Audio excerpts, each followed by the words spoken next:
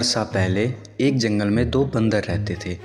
एक का नाम गोलू और एक का नाम भोलू था। वो दोनों बहुत अक्लमंद थे और उन्हें अपनी अक्लमंदी पर बहुत नाज था। एक दफ़ा दोनों जंगल के रास्ते जा रहे थे। रास्ते में उन्हें एक पानी का कुआं दिखा। दोनों ने पानी में झांका और कहा, अरे देख तो बोलूं, पानी में मगरमच्छ है। अपने को लगता है ये मुसीबत में है, अपन को इसका हेल्प करना मांगता है।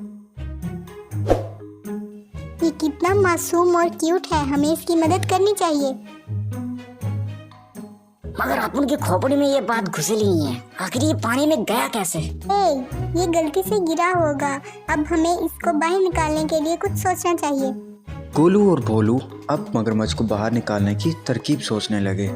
तभी गोलू को एक तरकीब सूझी। गोलू ने कहा, हमें एक लकड़ी का टुकड़ा लेकर पानी में फेंकना चाहिए कि मगरमच्छ लकड़ी की मदद से बाहर आ जाएगा।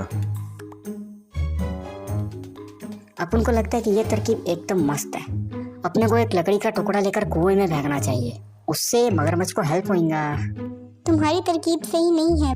वो बेचारा मगरमच्छ इस लकड़ी के टुकड़े से कैसे बाहर आएगा? तेरी खोपड़ी क्या अपन से ज्यादा तेज है? अब तू देखता जा कैसे अपन लकड़ी के टुकड़े से इसको बाहर निकालेंगे। वो दोनों की बहस जारी रहती है। इतने में एक हाथी गोलू और भोलू के पास आ पहुंचा और उन्हें कहता है, तुम यहाँ क्या कर रहे हो? अपन दोनों इस मगरमच्छ को इस कुएं से बाहर निकालने की सोच रहे हैं। तेरे पास कोई तरकीब है क्या? मगरमच्छ इस कुआं में नहीं गिरा है, इसको इसमें फेंका गया है। इसको इसकी शरारत की सजा मिली है। उसने जंगल में बहुत जुल्म किया है, जिसकी वजह से उसको कुएं में फेंका गया है। अपने को ये बिल्कुल अच्छा नहीं लग रहा है। तुम किसी को उसके बुरे अमाल की वजह से उसे कुएं में नहीं फेंक सकते। तुम लोगों का कोई मतलब ही नहीं बनता। मैं उसको इस तरह मरते हुए नहीं देख सकता। ये मेरा फर्ज है कि मैं उसकी जिंदगी की हिफाजत करूं। मगरमच्छ को मारने के लिए कुएं में नहीं फेंका गया, ये सिर्फ उसकी सजा है। गोलू और भोलू ने हाथी की पूरी बात सुनी, लेकिन उन दोनों ने खुद को ज़हीन जाहिर करने की दलीलें दी और मगरमच्छ को कुएं में सजा के तौर पर डालने के लिए एतराज़ किया। तुम दोनों जो भी सोच रहे हो, ये मेरा ख्याल नहीं बदल सकता। ये कहकर हाथी निकलते वक्त उन्हें खबरदार करता है, तुम जो भी कदम उठाना अपना ख्याल रखना। गोलू ने लकड़ी का टुकड़ा कुएं में फेंका, लेकिन उससे मगरमच्छ को बाहर आने में बिल्कुल भी मदद नहीं हुई। मुझे पता था कि वो इस लकड़ी की मदद से बाहर नहीं आ सकता, इसीलिए मैं ये रस्सी लेकर आया हूँ जिससे हम उसको कुएं से बाहर निकालेंगे। भोलू रस्सी को कुएं में फेंकने ही वाला था कि इतने में एक बकरी गोलू और भोलू के पास आ पहुंची और कहने लगी, तुम इस मगरमच्छ को क्यों बचाना चाहते हो? मगरमच्छ ने मेरे दोनों बच्चे खा लिए। ये जंगल के लिए बहुत खतरनाक है, इसीलिए ये कुएं में फेंका गया है। अगर तुमने इसे बचाया तो ये जंगल के लिए एक नई मुसीबत खड़ा कर सकता है। मैं बहुत ज़हीन हूँ, तुम्हें मुझे वजाहत देने की ज़रूरत नहीं है। तुम इस तरह किसी को भी कुएं में नहीं फेंक सकते। हाँ बिल्लू, तू अपना काम शुरू करना। बकरी बहुत उदास हुई और वहां से चली गई, लेकिन वो खुद को रोक नहीं सकी और वो थोड़ी देर बाद दोबारा वापस आई और गोलू और भोलू को रोकने की कोशिश की कि शायद वो मगरमच्छ को कुएं से बाहर निकालने का इरादा बदल दें।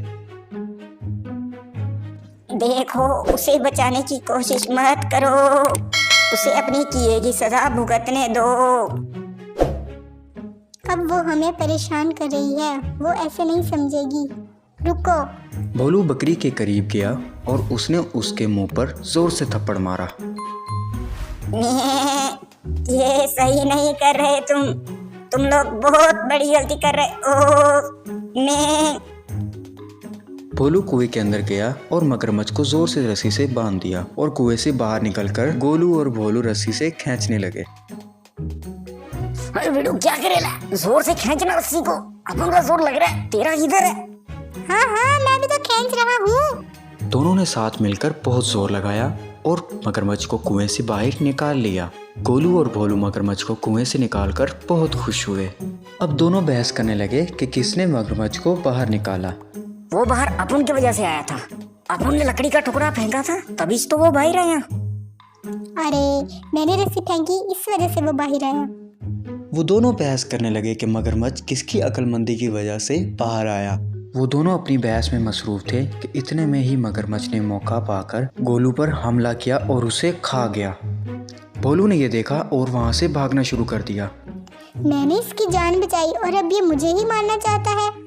मुझे लगता है ज्यादा देर कुएं में रहने की वजह से इसका दिमाग खराब हो गया है। थोड़ी देर दूर भागने के बाद भोलू को एक अमरूद का दरख्त दिखा और वो उस पर जल्दी से चढ़ गया। और इतने में वही दरख्त के नीचे मगरमच्छ भी आ गया और उसका इंतजार करने लगा।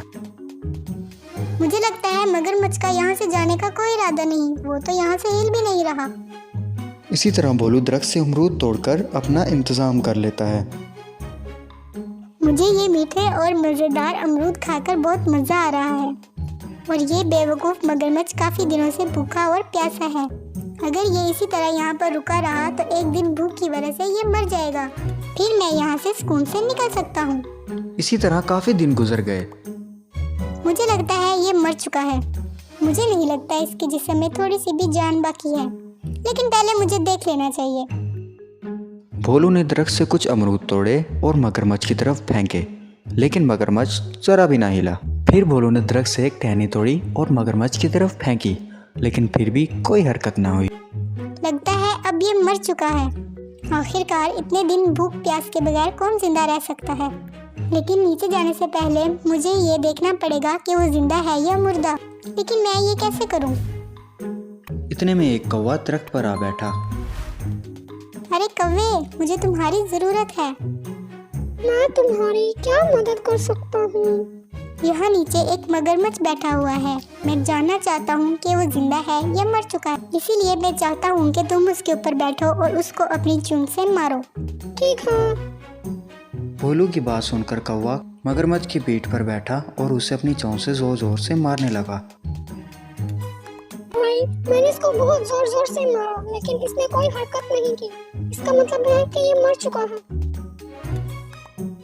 भोलू को ये बात कहकर कौवा वहाँ से उड़ गया। ये मुझे मारना चाहता था और ये खुद अपनी जान से हाथ धो बैठा। भोलू दरख्त से नीचे उतरा और बेख्याली से चलने लगा और तभी मगरमच्छ ने उसका पीछा शुरू कर दिया। अरे ये जिंदा कैसे हो गया? कोई तो मुझे बचाओ, बचाओ। थोड़ी ही दूर जाकर मगरमच्छ ने भोलू को पकड़ लिया। अरे मैंने तुम्हारी जान बचाई, छोड़ो मुझे। इसी तरह मगरमच्छ ने भोलू को खा लिया और वहां से चला गया। तो बच्चों, इस कहानी से हमें सबक मिलता है कि हर जगह हमें अपनी समझदारी नहीं दिखानी चाहिए। हमें कभी कभी दूसरों की भी सुननी चाहिए।